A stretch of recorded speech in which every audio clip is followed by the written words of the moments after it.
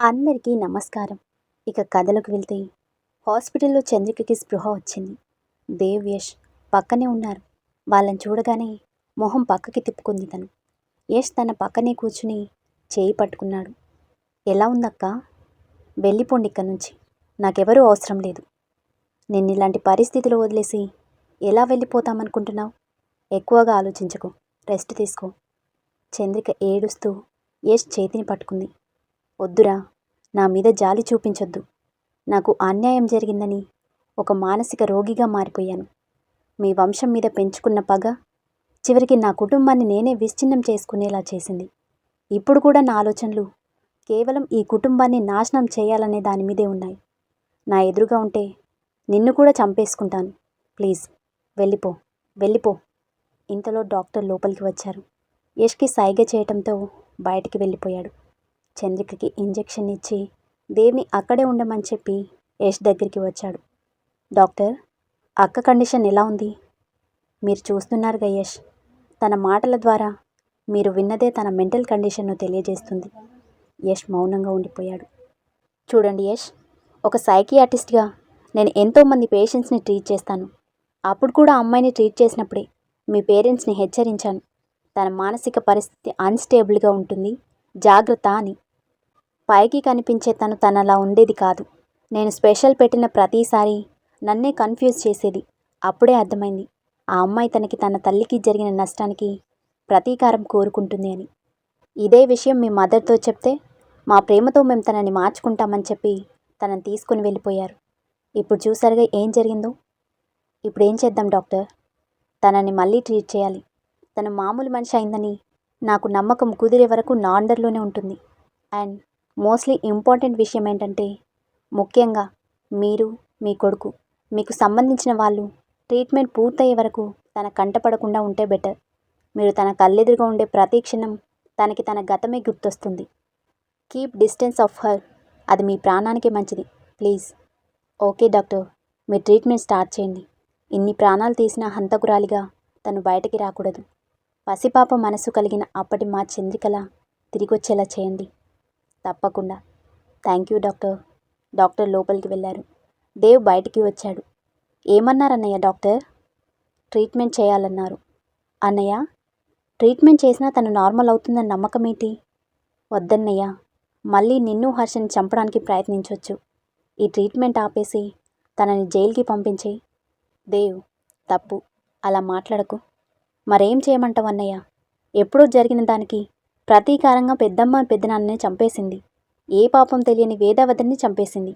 అయినా నీకు తన మీద కోపం రావడం లేదా?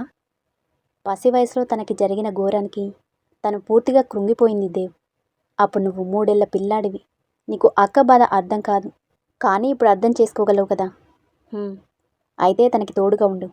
అక్క నార్మల్ అయ్యే వరకు కంటికి రెప్పలా కాచుకో. ఇద్దరూ ఒక తండ్రికి పుట్టకపోయినా ఒక్క తల్లి రక్తం పంచుకొని పుట్టారు. ఇక నుంచి తన బాధ్యత నీదే దేవ్. అక్కని జాగ్రత్తగా చూసుకుంటానని నాకు మాటివ్వు. ఏంటన్నయ్య అప్పగింతలు చేస్తున్నట్టు మాట్లాడుతున్నావు? అక్క పూర్తిగా కోలుకోవాలంటే నేను అక్కకి దూరంగా ఉండాలి. తన కళ్ళెదురుగా ఉంటే తనకి తన గతమే వేధిస్తుంది. అందుకే తనని చూసుకునే బాధ్యత నీకు అప్పగిస్తున్నాను. సరే అన్నయ్య, అక్కని జాగ్రత్తగా చూసుకుంటాను. సరే, వెళ్దాం పద. ఇద్దరూ బయటికి వచ్చి కారులో ఇంటికి బయలుదేరారు. కొంచెం దూరం వెళ్ళేసరికి దేవ్ ఫోన్ రింగ్ అయింది. లిఫ్ట్ చేసి మాట్లాడి యష్ వైపు చూశాడు. ఏమైందిరా? అన్నయ్య, అది నీలిమ దొరికిందా? ఎక్కడుంది? హాస్పిటల్లో ఉంది. వాట్? యాక్సిడెంట్ అయిందంట అన్నయ్య. వెన్నుపూసకి దెబ్బ తగలటంతో బాడీ మొత్తం పారలైజ్ అయిందంట. ఇక జీవితాంతం తన బెడ్కే పరిమితం అవ్వాలి. దేవుడు ఎవరికి వేయాల్సిన శిక్షని వాళ్ళకి వేస్తాడు దేవ్. కాస్త ఆలస్యం అవుతుందంతే. అక్క పగలు తన బాధ వ్యధ ఉంది. కానీ నీలిమపాకి అసలు అవకాశమే లేదు. కేవలం నన్ను దక్కించుకోవాలి అన్న పంతంతో ఇన్ని దారుణాలు చేసింది. చివరికి ఏం సాధించింది? నిజమే అన్నయ్య. సరే, త్వరగా ఇంటికి పోని. సరే అన్నయ్య. ఇక కట్ చేస్తే కేకే పిచ్చి పట్టినట్టుగా హాస్పిటల్లో ఉన్న అందరి డాక్టర్స్ దగ్గరికి తిరుగుతున్నాడు. తన కూతురికి నయం చేయమని వేడుకుంటున్నాడు. కొందరిని బెదిరిస్తున్నాడు. జరుగుతున్నదంతా చూస్తున్న ఆ హాస్పిటల్ డీన్ కేకే దగ్గరికి వచ్చాడు. Mister KK, what is this? నా కూతుర్ని మామూలు మనిషిని చేయమని చెప్పండి, లేదంటే మీ హాస్పిటల్లే లేకుండా చేస్తాను. కేకే, please live it to me. మా హాస్పిటల్లో ద బెస్ట్ డాక్టర్స్ ఉన్నారు. వీళ్ళే మీ కూతురికి నయం చేయలేము అని చెప్పారంటే ఇక ఎక్కడికి తీసుకెళ్ళినా ఉపయోగం లేదని అర్థం. Please try to understand the situation. ఆయన అక్కడి నుంచి వెళ్ళిపోవడంతో కేకే నీలిమని ఉంచిన గదిలోకి వచ్చాడు. జీవోత్సవంలా బెడ్ మీద ఉన్న కూతుర్ని చూడగానే దుఃఖం పొంగుకొచ్చింది. ఏడుస్తూ బెడ్ పక్కనే కూలబడ్డాడు. నీ పరిస్థితికి కారణమైన ఆ యష్ని వదలను బేబీ. నా కూతుర్ని కాదన్నందుకు ఆ యష్ జీవితంలో సంతోషం అనేదే లేకుండా చేస్తాను. ఇక కట్ చేస్తే ఇక నా జీవితంలో ఏ సంతోషం మిగిలింది వేదా? నా వాళ్ళందరినీ పోగొట్టుకున్నాను. నా సంతోషాలన్నీ పోగొట్టుకున్నాను. మిగిలింది ఈ ప్రాణం మాత్రమే. ఎందుకిలా మాట్లాడుతున్నావు యష్? నీ జీవితం ముగిసిపోలేదు, ఇప్పుడే మొదలవుతుంది. అమృత నిన్ను ప్రేమిస్తుంది. కానీ ఆ ప్రేమకు నేను అర్హుణ్ణి కాదు వేదా. నాకంటూ మిగిలిన బంధం హర్ష మాత్రమే. వాడి భవిష్యత్తు గురించి మాత్రమే నేను ఆలోచించాలి. మనసులోనే మదన పడుతున్నాడు యష్. ఏం మాట్లాడవేంటి యష్? అమృతతో నీ జీవితం బాగుంటుంది. మనసుకి తగిన గాయాన్ని కాలమే మాన్పుతుంది. అలాగే ఈరోజు నీ జీవితంలో ఏర్పడిన చీకటిని వెలుగులోకి తీసుకొస్తుంది. కొంత సమయం ఇవ్వు, కాలానికి నీ జీవితానికి కూడా. యష్ మౌనంగా ఉండిపోయాడు. ఇంతలో విశ్వ అక్కడికి వచ్చాడు. యష్, అన్ని ఏర్పాట్లు పూర్తయ్యాయి. రేపు కర్మ పూర్తి చేస్తే వేద ఆత్మకి శాంతి లభిస్తుంది. కళ్ళల్లో నీళ్లతో వేద వైపు చూశాడు. తను నవ్వుతూ యష్ కన్నీటిని తుడిచి గుండెలకి హత్తుకుంది. అంటే ఇక నువ్వు కనిపించవా వేదా? సృష్టికి విరుద్ధంగా నేనిక్కడే ఉండిపోవాలనుకోవడం లేదు యష్. మన జీవితంలో ఏం జరిగినా అది దేవుడి నిర్ణయంలానే భావించాలి. ఇది ఆ దేవుడి నిర్ణయమే. నేను దానికి కట్టుబడి ఉంటాను. ఆ రాత్రంతా ఇద్దరూ ఒకరి చేతిని మరొకరు వదలలేదు. అమృత ఒడిలోనే తలపెట్టుకుని నిద్రపోయాడు యష్. ఉదయాన్నే దేవు వచ్చి పిలిచేసరికి నిద్రలేచి తయారై బయటికి వచ్చారు. అందర్నీ తీసుకుని నది ఒడ్డుకి చేరుకున్నారు. అక్కడే శాస్త్రోక్తంగా వేదకి పిండ ప్రదానం పూర్తి చేశారు. యష్ బాబుతో కలిసి నదిలో తర్పణం వదిలి బయటికి వచ్చేసరికి వేద అమృత శరీరం నుంచి వేరైంది. కానీ ఆత్మరూపంలో అక్కడున్న అందరికీ కనిపిస్తుంది. అమృత ఏడుస్తూ వేదని తాకబోయింది. కానీ తన వల్ల కాలేదు. నువ్వు వెళ్ళొద్దక్కా. ఏడవకమృత. నువ్విలా ఏడుస్తూ నన్ను పంపిస్తే నా ఆత్మకి శాంతి ఉండదు. నవ్వమృత. నా వల్ల కావడం లేదు. అలా అనకూడదు. ఇక నుంచి యష్ని హర్షని చూసుకోవాల్సిన బాధ్యత నీదే. చెప్పు, ఇద్దరిని జాగ్రత్తగా చూసుకుంటావు కదా? చూసుకుంటానక్కా. బాబుని నా బిడ్డలాగే పెంచుతాను. వేద ప్రేమగా అమృత తల నిమురుతూ పక్కనే ఉన్న దేవు దగ్గరికి వచ్చింది. క్షమించు వదినా. మా అక్క చేసిన తప్పుకి నువ్వు శిక్ష అనుభవించాల్సి వచ్చింది. లేదు దేవ్, నాకు నీ మీద ఎలాంటి కోపం లేదు. నేను ఈ అన్నయ్య జీవితంలోకి వచ్చిన మరుక్షణమే నాకు ఒక విషయం చెప్పాడు. దేవ్కి అన్నీ నేనే, వాణ్ణి మన బిడ్డలతో సమానంగా చూసుకోవాలి అని. మరి బిడ్డల మీద ఎవరికైనా కోపగించుకుంటారా చెప్పు? ఇక చంద్రికంటావా? జీవితంలో కోలుకోలేని ఎదురుదెబ్బ తగిలిన తనకి తోబుట్టుగా తనకి అండగా ఉండు. తను తిరిగి మామూలు మనిషి అవుతుంది, సరేనా? అలాగే వదినా. నవ్వుతూ పక్కకి చూసేసరికి విశ్వ, గౌరీ పక్కపక్కనే నిలబడి కనిపించారు. ఇద్దరిని చూస్తూ దగ్గరికి వచ్చింది. గౌరీ, నాకు మాటిస్తావా? ఏంటి వేదా? విశ్వ చాలా మంచివాడు. తనకి నేను తప్ప ఎవరూ లేరు. జీవితాంతం నువ్వు తనకి తోడుగా ఉంటావా? వేదా, ఏంటి నువ్వు? విశ్వ కంగారుగా తనని ఆపాడు. వేద కళ్ళతోనే సైగ చేసి గౌరీ వైపు చూసింది. నాకు తెలుసు నీకు కూడా విశ్వ అంటే ఇష్టమని. కానీ అదేదో నీ నోటితో చెప్తే నా స్నేహితుడికి ఒక తోడు దొరుకుతుందని సంతోషంగా వెళ్ళిపోతాను.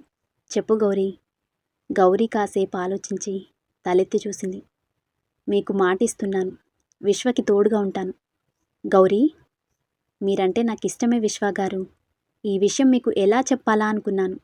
మీకు నేనంటే ఇష్టముంటే వేదగారికి చెప్పేయండి. వేద అతని సమాధానం కోసం ఆతృతగా ఎదురుచూసింది. కాసేపటికి విశ్వ సరే అని తలూపి గౌరీ చేతిని పట్టుకున్నాడు. తను సంతోషంగా ఇద్దరినీ చూస్తూ యష్ దగ్గరికి వచ్చింది. హర్ష నవ్వుతూ చూస్తున్నాడు. హాయ్ ఫ్రెండ్, వెళ్ళిపోతున్నావా? అవును హర్ష, వెళ్ళిపోతున్నాను. మీ అమ్మని డాడీని బాగా చూసుకుంటావా మరి? ఓ, చూసుకుంటాను. బాగా చదువుకుని పెద్దయ్యాక వాళ్ళని బాగా చూసుకుంటాను ఫ్రెండ్. వేద నవ్వుతూ హర్ష నుదుటి మీద ముద్దు పెట్టి యష్ వైపు చూసింది. వెళ్తున్నాను యష్. యష్ మౌనంగా తననే చూస్తున్నాడు. నువ్వు సంతోషంగా ఉంటేనే నేను ప్రశాంతంగా వెళ్ళగలను యష్. జరిగినవన్నీ మర్చిపోవడం కష్టమే కానీ అసాధ్యం మాత్రం కాదు. అమృత చేతిని వదిలిపెట్టకు. తనతో నీ జీవితం బాగుంటుందని నాకు నమ్మకం ఉంది. నా సమయం అయిపోయింది యష్, వెళ్తున్నాను. తనొక కాంతిపుంజంలా మారి మాయమైంది.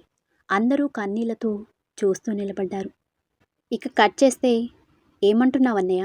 ఎక్కడికి వెళ్తావు? నన్ను ఒంటరిగా వదిలేసి వెళ్ళిపోతావా? నువ్వెప్పటికీ ఒంటరివాడివి కాదురా, నీకు నేనున్నాను. కానీ ఇప్పుడు వెళ్ళక తప్పదు. ఎందుకన్నయ్య? అంత అవసరం ఏమొచ్చింది? సర్దుతున్న బ్యాగ్ పక్కన పడేసి దేవ్ వైపు చూశాడు యష్. దేవ్, అక్క ఆరోగ్యం కుదుటపడాలంటే తన గతానికి సంబంధించిన మనుషులు దూరంగా ఉండాలని డాక్టర్ చెప్పారు. నేను హర్ష ఇక్కడే ఉంటే ఏదో ఒకరోజు అక్కకి మేము ఎదురుపడాల్సి వస్తుంది. అది అక్క ఆరోగ్యానికి అంత మంచిది కాదు. దేవ్ ఏడుస్తూ యష్ని హత్తుకున్నాడు. ప్లీజ్ అన్నయ్య, నన్ను వదిలి వెళ్ళొద్దు. నాకు నువ్వు తప్ప ఎవరున్నారు చెప్పు? రే, చిన్నపిల్లల్లా ఏంటిది? నేనెక్కడికి వెళ్ళిపోవడం లేదు. నాకు ఒక బాధ్యత మిగిలిపోయింది, అది పూర్తి చేయాలి. బయట కూర్చున్న అమృతని చూస్తూ అన్నాడు. దేవ్ అర్థం కానట్టుగా చూశాడు. నా వల్ల అమృత తన కుటుంబానికి దూరమైంది. చేయని తప్పుకి తన కుటుంబం దృష్టిలో దోషిలా మిగిలిపోయింది.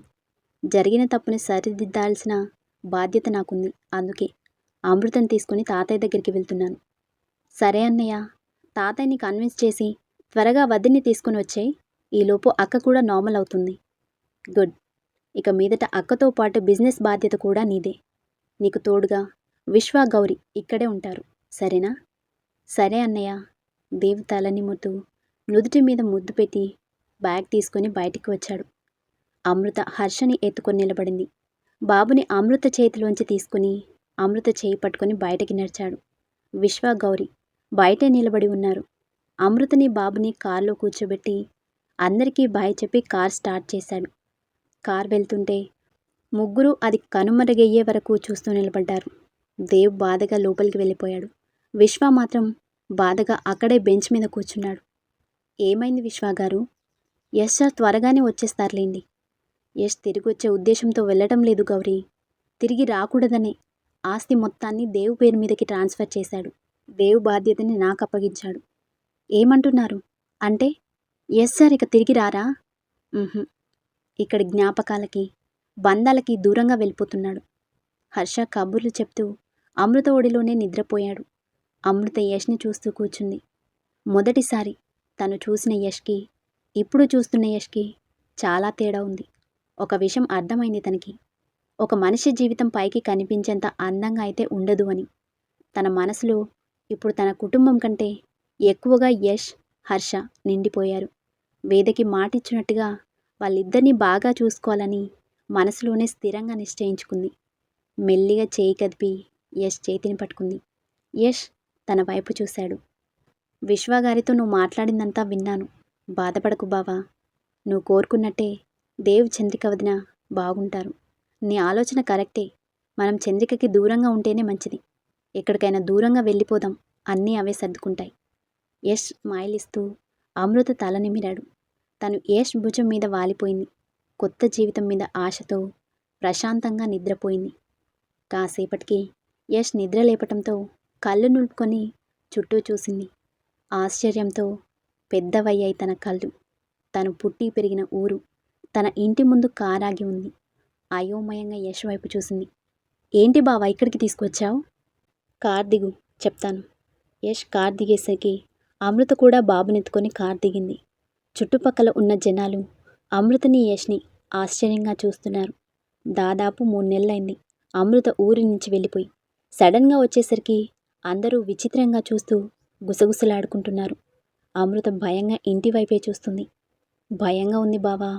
భయపడకు, నువ్వేమీ తప్పు చేయలేదు అమృత. భయపడాల్సిన అవసరం లేదు. యష్ తన చేయి పట్టుకుని గుమ్మం దగ్గరికి తీసుకువచ్చాడు. ఆ రోజు అందరూ ఇంట్లోనే ఉండటంతో యష్ని, అమృతని చూసి షాక్తో లేచి నిలబడ్డారు. యష్ తన చేయి పట్టుకుని గుమ్మం దగ్గరే నిలబడ్డాడు. యష్ని, అమృతని చూసి షాక్ అయ్యారు అందరూ. పొలం కౌలుదారులు రావటంతో శివ, కేశవ కూడా అక్కడే ఉన్నారు. కూతుర్ని చూసిన ఆనందంలో సుభద్ర అమృత దగ్గరికి వెళ్ళబోతుంటే చంద్రం చేయి పట్టుకుని ఆపేశాడు. కళ్ళల్లో నీళ్లతో చంద్రం వైపు చూసింది సుభద్ర. కళ్ళతోనే తన తండ్రి వైపు చూపించాడు.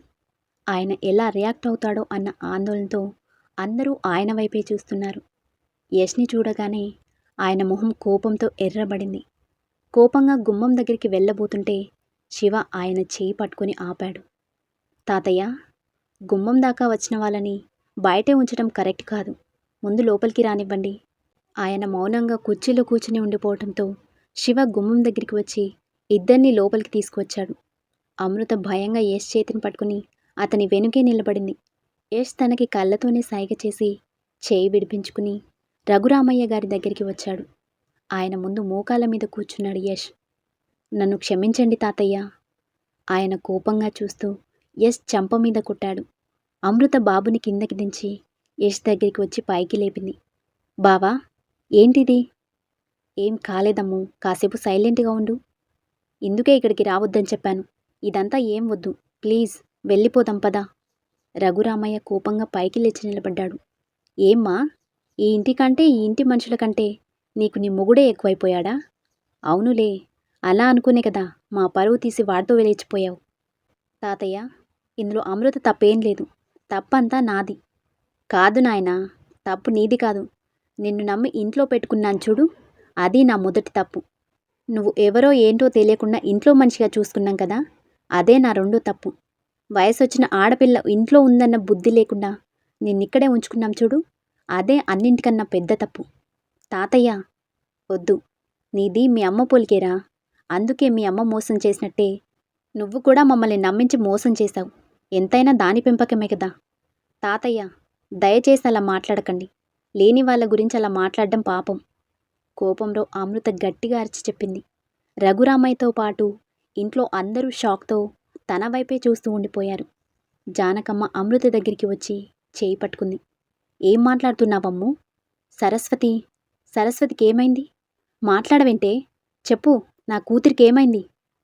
అత్తయ్య చనిపోయారు నానమ్మ. జానకమ్మ ఏడుస్తూ అక్కడే కూలబడింది. రఘురామయ్య గారి పరిస్థితి కూడా అలానే ఉంది. షాక్తో బిగుసుకుపోయారు ఆయన. కానీ కళ్ళల్లో నీళ్లు మాత్రం ధారాళంగా కారుతూనే ఉన్నాయి. యష్కి వాళ్ళ పరిస్థితి అర్థమైంది. రఘురామయ్య దగ్గరికి వచ్చి ఎదురుగా నిలబడ్డాడు యష్. నన్ను క్షమించండి తాతయ్య. అమ్మని మీకు దగ్గర చేయాలనుకున్నాను, కానీ తన చావును మీకు చెప్పాల్సి వస్తుందని నేను ఊహించలేదు తాతయ్య. ఎలా జరిగింది? గొంతులో మాటలు కూర్చుకుని అడిగాడు రఘురామయ్య. నాన్న చనిపోయిన తర్వాత అమ్మ ఆరోగ్య పరిస్థితి బాలేదు తాతయ్య. మీకు దగ్గర కావాలని కోరుకుంది. మీరు కనికరించలేదు. ఇక మా నాన్న నన్ను క్షమించడు అనుకుందో ఏమో, అందరినీ శాశ్వతంగా వదిలేసి వెళ్ళిపోయింది. రఘురామయ్య బాధగా అక్కడే కూలబడ్డాడు. ఎందుకురా ఇలా మాకు మనశ్శాంతి లేకుండా చేస్తున్నారు? నీకు మీ అమ్మకి ఏం ద్రోహం చేశాం మేము? అప్పుడు పెళ్లి పీటన మీద నుంచి లేచిపోయి మమ్మల్ని ఏడిపించింది. ఇప్పుడు చచ్చి కూడా మమ్మల్ని ఏడిపిస్తుంది. చిన్నప్పటి నుంచి అల్లారు ముద్దుగా పెంచుకున్నందుకు ఇదేనా మాకిచ్చే బహుమతి? అందరూ బాధగా ఆయన్నే చూస్తున్నారు. యష్ కళ్ళు తుడుచుకుని ఆయన పక్కనే కూర్చున్నాడు. అమ్మ చావు విషయం మీకు తెలియకూడదనే అనుకున్నాను తాతయ్య. కానీ అమృత విషయంలో నేను చేసిన తప్పు తిరిగి ఇక్కడికి వచ్చేలా చేసింది. బావా, ప్లీజ్ అమ్ము, నన్ను మాట్లాడనివ్వు. అమృత మౌనంగా ఉండిపోయింది. యష్ అందరి వైపు చూస్తూ చేతులు జోడించాడు. అందరూ నన్ను క్షమించండి. మీరు అనుకుంటున్నట్టుగా అమృత ఏ తప్పు చేయలేదు. పెళ్లి జరుగుతుండగా నేనే తనని బలవంతంగా తీసుకెళ్ళిపోయాను. అందరూ అయోమయంగా యష్ వైపు చూశారు. అమృతకి మాత్రం టెన్షన్గా ఉంది. శివ అయోమయంగా చూస్తూనే యష్ దగ్గరికి వచ్చాడు. ఏమంటున్నావు యష్? మరి ఆ పెళ్ళి? జరగలేదు. రిజిస్టర్ని మేనేజ్ చేసి అమృతకి తెలియకుండా సంతకాలు పెట్టించాను. మ్యారేజ్ సర్టిఫికేట్ కూడా అలాగే క్రియేట్ చేశాను. అందరూ పెళ్లి హడావిడిలో ఉండగా అమృతకి మత్తు మందిచ్చి ఇక్కడి నుంచి తీసుకెళ్ళిపోయాను. శివకి కోపంతో పిడికిలి బిగుసుకుంది. కోపంగా యష్ కాలర్ పట్టుకున్నాడు. అమృత కంగారుగా దగ్గరికి వచ్చి శివని పక్కకి లాగింది. వదలమ్ము, ప్లీజ్ బావా, గొడవలొద్దు. యష్ బావ ఏ పరిస్థితిలో అలా చేశాడో మీకు తెలీదు. ఏం తెలియాలి? అయినా నువ్వు కూడా నా దగ్గర నిజం దాచావు కదా. ఒక్క మాట, ఒకే ఒక్క మాట, బావా మా పెళ్ళి జరగలేదు అని నాతో చెప్పుంటే అప్పుడే నిన్ను ఇంటికి తీసుకొచ్చేవాణ్ణి కదా. ఎందుకు చెప్పలేదమ్ము? అమృతకి ఏం సమాధానం చెప్పాలో అర్థం కాక అయోమయంగా చూస్తుంది. అమ్మో, నిన్నిష్టపడి నీతో వచ్చిందనుకున్నాను యష్. కానీ ఇంత మోసం చేస్తావని నేను అస్సలు ఊహించలేదు. అసలది నీకు ఏ అన్యాయం చేసింది? దాని జీవితం మీద ఇంత పెద్ద నింద పడేలా చేశావు? బావా, ఇక ఆపుతావా? అన్యాయం చేసింది యష్ బావ కాదు. నిజానికి మన వల్లే సరస్వతి అత్తకి అన్యాయం జరిగింది. శివ అయోమయంగా అమృత వైపు చూశాడు. అమృత కేశవ వైపు చూసేసరికి తలదించుకున్నాడు. యష్ తన చేతిని పట్టుకున్నాడు, వద్దు అన్నట్టుగా. ఏమంటున్నావమ్ము? మన వల్ల పెద్దమ్మకి అన్యాయం జరగడమేంటి? అదేం లేదు శివ, జరిగిందేదో జరిగిపోయింది. నేను నా తప్పుని సరిదిద్దుకోవాలి అనుకుంటున్నాను. అందుకే అమ్ముణ్ణి మీకు అప్పగించడానికే తీసుకొచ్చాను. అమృత షాక్తో యష్ వైపు చూసింది. అమృత ఇంటి నుంచి ఎలా వెళ్ళిందో అలానే తిరిగొచ్చింది. మా ఇద్దరి మధ్య పెళ్లి బంధం లేదు. నా మీద నమ్మకం లేకపోయినా మీ పెంపకం మీద నమ్మకం ఉంచండి తాతయ్య. తనెప్పుడూ ఎలాంటి తప్పు చేయలేదు. నేను చేసిన తప్పుకి తనని దూరం పెట్టొద్దు తాతయ్య. మీరు కోరుకున్నట్టే అమృతని శివకిచ్చి పెళ్లి చేయండి. అమృత కళ్ళల్లో నీళ్లు తిరిగాయి. తలదించుకొని ఏడుస్తూ ఉండిపోయింది. అప్పటి వరకు సైలెంట్గా ఉన్న సుభద్ర యష్కి ఎదురుగా వచ్చి నిలబడింది. ఏంటి బాబు నువ్వు మాట్లాడేది? ఈ ఊర్లో అందరూ అమృతని నీ భార్య అని అనుకుంటున్నారు. 3 నెలల తర్వాత దాన్ని తీసుకొచ్చి మా ఇద్దరికీ పెళ్లి కాలేదు, మా ఇద్దరి మధ్య ఏ సంబంధం లేదు అంటే ఎవరు నమ్ముతారు? నిజంగానే మీ ఇద్దరి మధ్య ఏ సంబంధం లేకపోవచ్చు. కానీ 3 నెలల పరాయి మొగాడితో ఉన్న పిల్లని ఎవరైనా ఎలా పెళ్లి చేసుకుంటారనుకుంటున్నావు? యష్ తలెత్తి ఆవిడ కళ్ళలోకి చూశాడు. కూతురు జీవితం ఏమైపోతుందో అన్న భయం స్పష్టంగా కనిపిస్తుంది తన కళ్ళలో. మీరేం భయపడకండి అత్తయ్య. ఎవరేమనుకున్నా శివ మాత్రం ఎప్పటికీ అమృత గురించి తప్పుగా ఆలోచించడు. శివ, చెప్పు, అమృతని పెళ్లి చేసుకోవడంలో నీకెలాంటి అభ్యంతరం లేదుగా? శివ ఆలోచిస్తూ అమృత వైపు చూశాడు. కన్నీటి సంద్రంలో మునిగిపోయింది తను. చెప్పు శివ, నువ్వే అన్నావుగా తను సంతోషంగా లేదని తెలిస్తే పెళ్లి జరిగినా సరే తీసుకువెళ్ళిపోతాను అని. మరిప్పుడెందుకు ఇంతలా ఆలోచిస్తున్నావు? మా ఇద్దరికీ పెళ్లి కాలేదు, అలానే అమృత నాతో సంతోషంగా ఉండలేదు అని అర్థమైంది. అందుకే తనకి ఆ సంతోషం దక్కే ప్లేస్కి తిరిగి తీసుకొచ్చేశాను. నీకు ప్రామిస్ చేస్తున్నాను శివ, లైఫ్లో మళ్ళీ మీ ఎవరికీ ఎదురుపడను. అందరూ శివ నిర్ణయం కోసం ఆతృతగా ఎదురు చూస్తున్నారు. శివ అమృతని చూస్తూనే యష్ వైపు తిరిగాడు. నాకు ఈ పెళ్ళి ఇష్టమే. యష్ సంతోషంగా శివ చేతిని పట్టుకున్నాడు. అమృత మాత్రం మౌనంగానే ఉండిపోయింది. థ్యాంక్ యూ శివ, అర్థం చేసుకున్నందుకు. సంతోషంగా అమృత దగ్గరికి వచ్చి ఎదురుగా నిలబడ్డాడు యష్. అమ్మో, నేను నీ ఇంటి దగ్గరికి తిరిగి చేర్చాను. నాకు తెలుసు నీ సంతోషం ఈ ఇంటితోనే ముడిపడి ఉందని. ఆ సంతోషాన్ని నేను దూరం చేయలేనమ్ము. శివతో నీ జీవితం బాగుంటుంది. మా గురించి ఆలోచించకు. హర్షన్ నేను జాగ్రత్తగా చూసుకుంటాను. అమృత తలెత్తి యష్ కళ్ళలోకి చూసింది. తన చూపుల్ని తప్పించుకుంటూ పక్కకి తిరిగాడు యష్. నేను వచ్చిన పని పూర్తయింది, ఇక బయలుదేరుతాను తాతయ్య. ఒక్క నిమిషం యష్. శివ ఆపేసరికి అతని వైపు చూశాడు యష్. నీ అంతటా నువ్వే అమ్ముని తీసుకెళ్ళావు, మళ్ళీ నువ్వే తిరిగి తీసుకొచ్చావు. ఎందుకని నేను అడగను, కానీ ఈ పెళ్ళి జరగాలంటే నాదొక కండిషన్ ఉంది. దానికి నువ్వు ఒప్పుకొని తీరాలి. ఏంటి శివ? మా పెళ్ళి నువ్వే దగ్గరుండి జరిపించాలి. యష్ అయోమయంగా చూశాడు. ఏమంటున్నావు శివ? వద్దు శివ, నేనిక్కడే ఉంటే నలుగురు 4 రకాలుగా అనుకుంటారు. పర్లేదు అనుకుని, అమ్ము విషయంలో నేను అలాంటివేమీ పట్టించుకోను. నీ వల్ల ఆగిపోయిన మా పెళ్ళి మళ్ళీ నీ చేతుల మీదుగానే జరగాలి. అంటే మా పెళ్ళయ్యే వరకు నువ్విక్కడే ఉండాలి. Shiva, no more arguments. అత్తయ్య, యష్ ఉండటానికి గది ఏర్పాటు చేయించు. యష్ ఇంకేం మాట్లాడలేకపోయాడు. సుభద్ర అమృతని గదిలోకి తీసుకెళ్ళింది. రఘురామయ్య, జానకమ్మ, చంద్రం ఏమీ మాట్లాడలేదు. రఘురామయ్య, జానకమ్మలకి అమృత తిరిగొచ్చిందన్న సంతోషం కన్నా సరస్వతి ప్రాణాలతో లేదు అన్న చేదు వార్తే మనసులో మొదలుతుంది. అక్కడ జరిగేదేమీ తెలియని హర్ష అయోమయంగా అందరినీ చూస్తూ అమృత గదిలోకి వచ్చాడు. అమ్మా, ఇక నుంచి మనం ఇక్కడే ఉంటామా? అమృతకి ఏడుపొచ్చింది. హర్షని ఎత్తుకొని ఏడుస్తూ ఉండిపోయింది. శివ గది బయటే నిలబడి తనని చూస్తూ వెనక్కి వచ్చేశాడు. కేశవ అయోమయంగా చూస్తూ శివ దగ్గరికి వచ్చాడు. రే, ఏంట్రా ఇది? అసలేం జరుగుతుంది ఇక్కడ? ఏమీ జరగటం లేదు. అమృతకి నాకు పెళ్ళి జరగబోతుంది. అమ్మమ్మ, తాతయ్య, పెళ్ళేర్పాట్లు చూడండి. రఘురామయ్య శివని చూస్తూ పైకి లేచి నిలబడ్డాడు. అసలేంట్రా ఇది? అమృత తిరిగి వచ్చినందుకు సంతోషంగానే ఉంది. కానీ మీ పెళ్ళిని ఊరి వాళ్ళు ఎలా అర్థం చేసుకుంటారు? వాళ్ళందరికీ మనం ఏం సమాధానం చెప్పాలిరా? తాతయ్య, మన వాళ్ళు అయితే మనం సంజాయిషి ఇచ్చుకోవాల్సిన అవసరం లేదు. కానీ వాళ్ళ కోసం మన నిర్ణయాలు మార్చుకోవాల్సిన అవసరమూ లేదు. అర్థం చేసుకునే వాళ్ళే అర్థం చేసుకుంటారు. వాళ్ళకి నేను సమాధానం చెప్పుకుంటాను. మీరు పెళ్లి ఏర్పాట్లు చూడండి. సరేరా, నువ్వు బాగా ఆలోచించే ఈ నిర్ణయం తీసుకున్నావని నాకు అర్థమైంది. నీ ఇష్టంరా. శివ నవ్వుతూ బయటికి వెళ్ళిపోయాడు. అతని వెనుకే కేశవ కూడా. యష్కి మాత్రం శివ ఆలోచన అర్థం కాక అయోమయంగా ఉంది.